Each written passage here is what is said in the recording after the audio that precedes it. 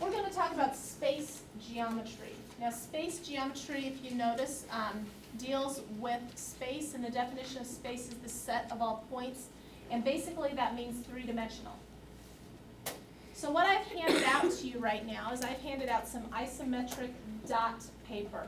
Now what that isometric dot paper is used to do is that's used to draw something that's three-dimensional on something that's two-dimensional. Okay, so we're going to go ahead and use that isometric dot paper, and so we're going to go through an activity right here. And so the first step I want you to do is I want you to pick a spot on your isometric dot paper. If I were you, I would go somewhere along the left side, and I wouldn't go too high because this is what you're going to have to draw. Okay, you're going to have to draw something there. So don't start at the very top. Go down probably about maybe a third to half of the way. And you're going to go ahead and draw in these segments. So you're going to start with a vertical line. Okay, notice it goes through 4 dots, touches 4 dots.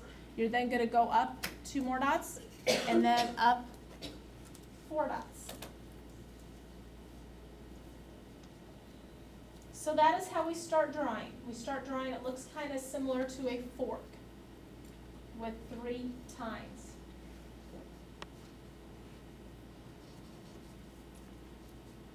Next step, after you get that done, the new step will be in blue, the old step will be in black. So notice the black is what you've already done, and then there's what the new blue should look like. Okay, so the black is what you've already done. Go ahead and now make vertical lines up from each of those endpoints. So it's like you're making an M almost.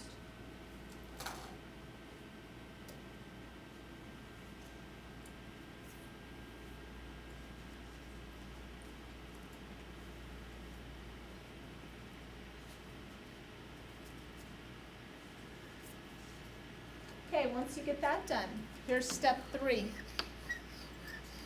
Okay, once again, what you've already done is in black. The new stuff is in blue. Now, we're about done. There is one more step.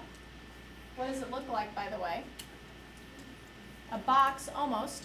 Now what you're going to do is you're going to make some dashed lines, and those dashed lines indicate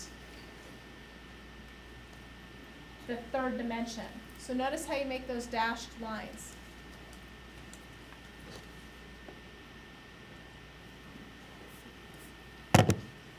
So what we've just made is we've made something that's three-dimensional on something that is two-dimensional. Now you're going to have to do this on your homework. Now just a little tidbit, let's go over sides here. How long would this side here be? 2.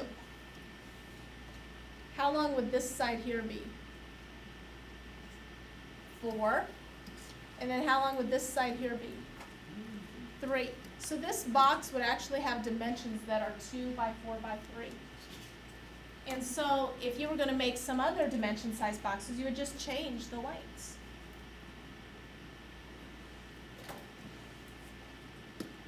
Now what we're going to do is we're going to look at geometric solids right here, types of them. You've already seen a lot of these pictures. We're not going to spend a bunch of time. They do have this diagram in your book as well. There's the cylinder, there's a prism.